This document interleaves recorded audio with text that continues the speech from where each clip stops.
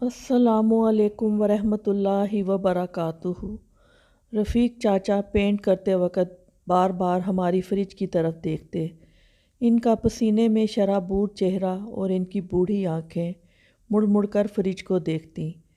मेरा तजस्सुस बढ़ता गया और आखिरकार मैं बोल उठा कि रफ़ीक चाचा, क्या पानी चाहिए आपको? बोले, नहीं बेटा, मैं तो यूं ही देख रहा था।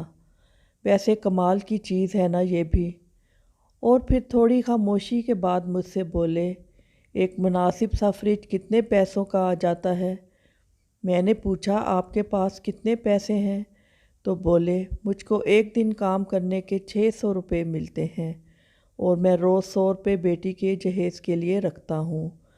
लेकिन हर रोज़ काम नहीं मिलता और बीच में से पैसे लग जाते हैं, इसलिए पिछले साल मैं सिर्फ़ 1000 ही जमा कर पाया हूँ।